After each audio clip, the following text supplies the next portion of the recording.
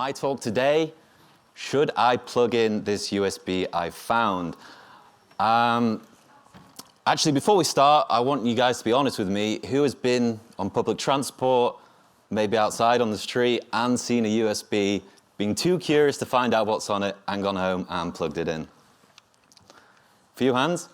Not as many as I thought, actually. Wow, okay.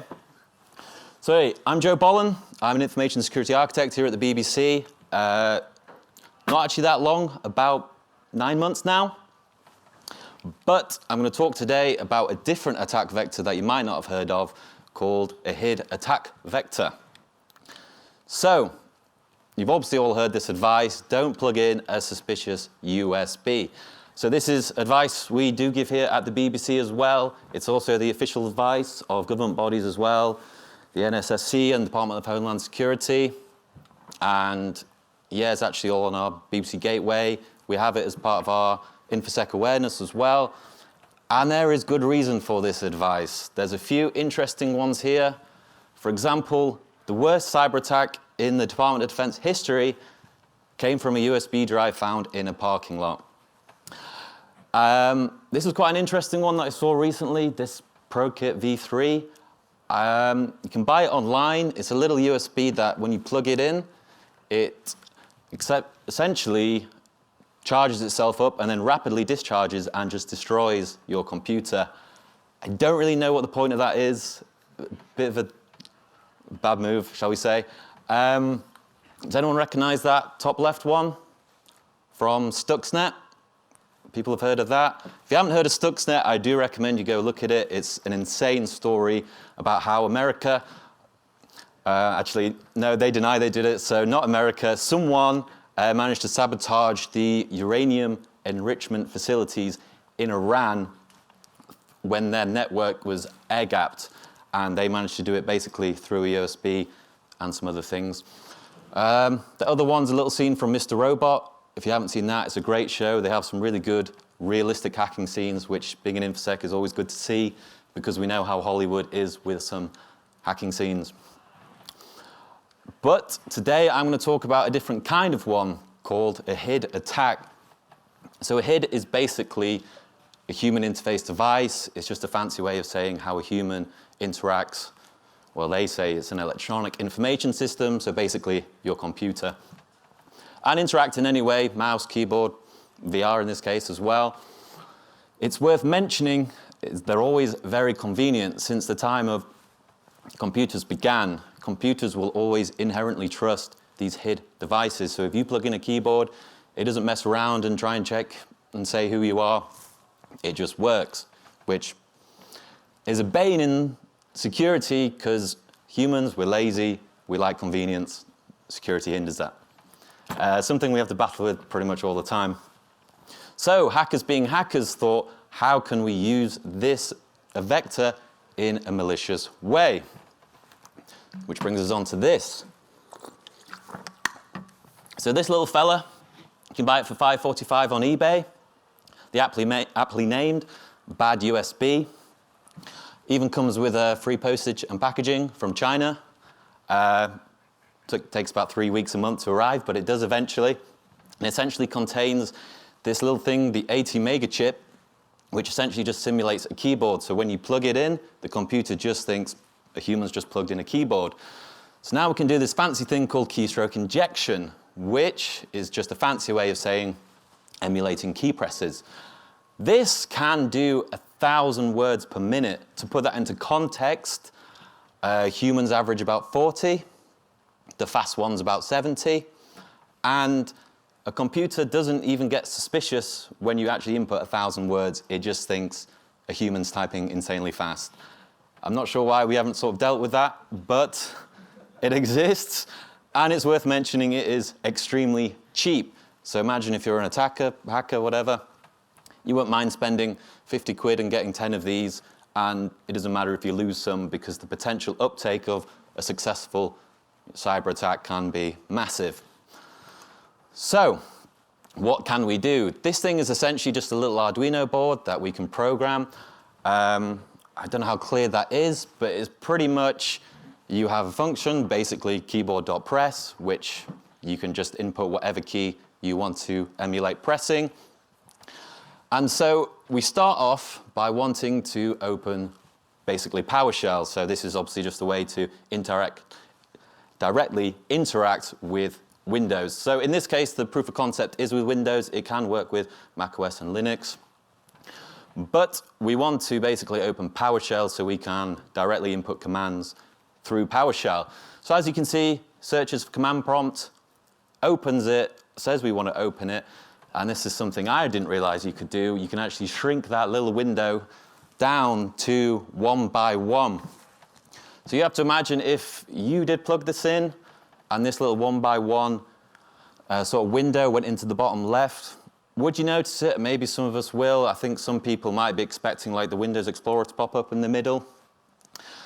I think it is also worth mentioning, so even though I talk about you plugging in a random USB you found, this is another reason why we give out the advice of lock your machines, because if you leave it open on a train, cafe, in your office, someone walks past and sticks this in, all this is still possible.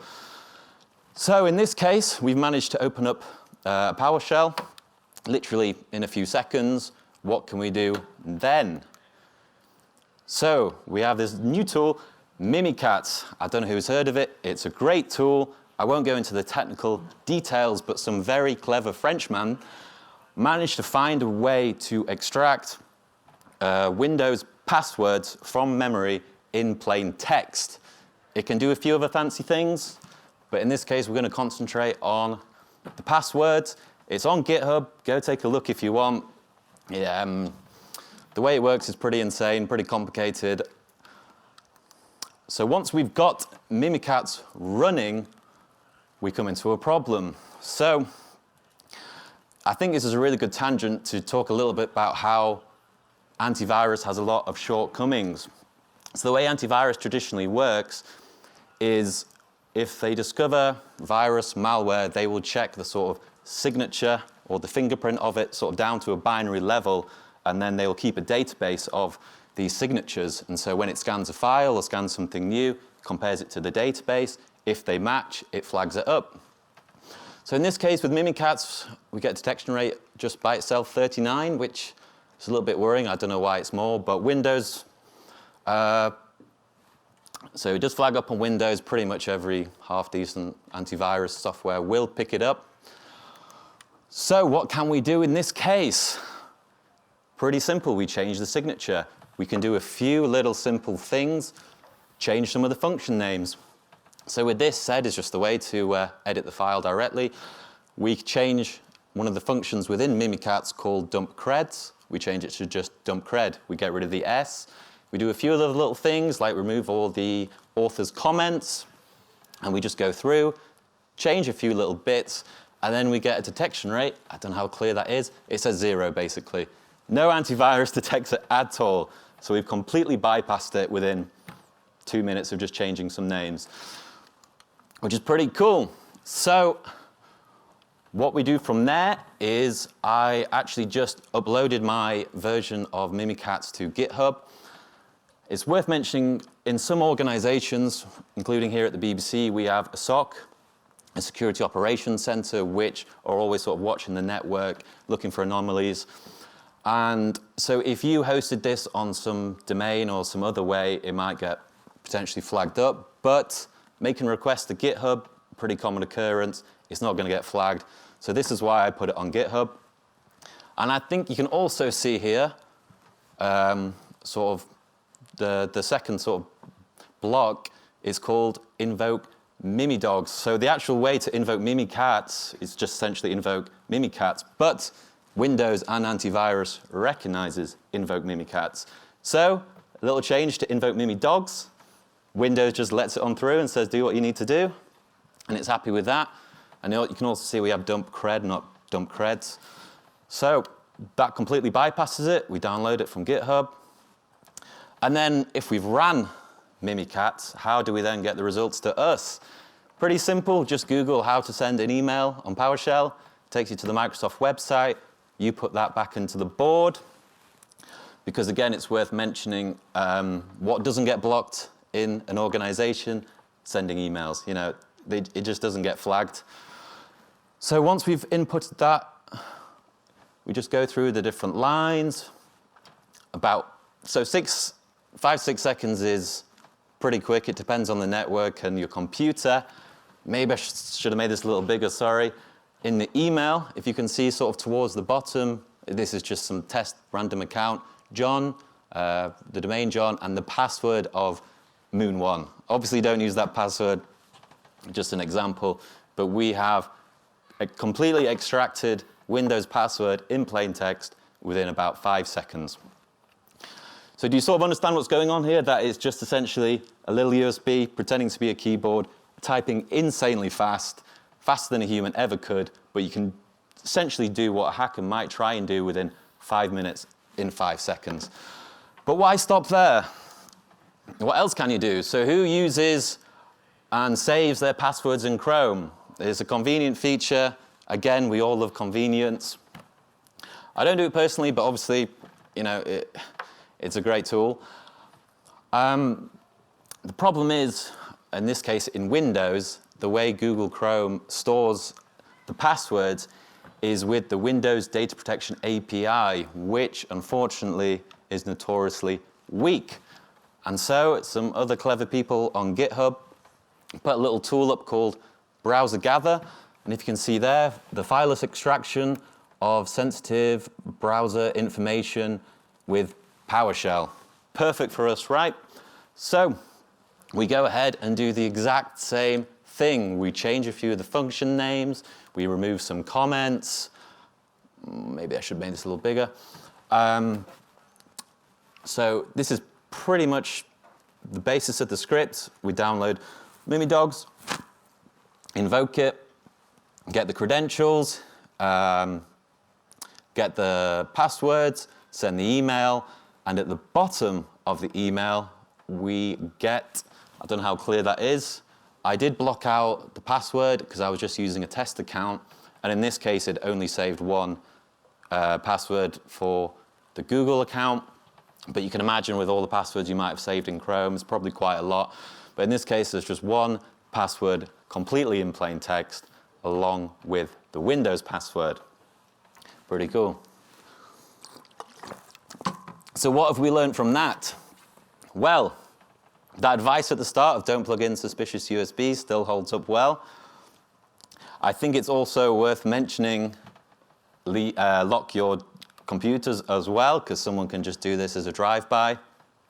That you can't trust antivirus because, okay, it's okay for some low-hanging fruit. It will find certain things. However, anyone with a little bit of, 5 seconds essentially changing the code can bypass antivirus. For the BBC folks in here, you could, if you find anything like a USB, just email infosec@bbc.co.uk. If you're not a member of the BBC, I don't know if they'll reply. You could probably email anyway.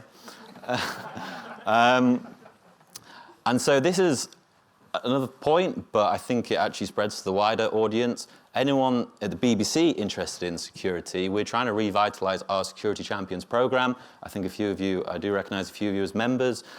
This is essentially the concept of getting, and I'm a big advocate for this, security's always traditionally been bolt it on at the end. It's been a blocker. People don't like it. However, we get developers in each team who have some enthusiasm, and we train them up, give them some knowledge of InfoSec, so they can be sort of the main point of contact when InfoSec needs to get involved. They can be the focal point of sort of any InfoSec culture we're trying to drive, and I think it's a really, really great concept. And if you're within your own organizations, I would suggest looking at something like this. There are resources online. If you Google Security Champions, we are starting to see the effectiveness of it. This is something, obviously, I would hope they would then tell the rest of their team not to plug in USBs. I think I actually mention it more here. So if you are a BBC, go on the Confluence and look at Security Champions. If you're not, like I said, I do recommend trying to start that initiative. I know it wasn't super long. I think I spoke very quickly there, but thank you.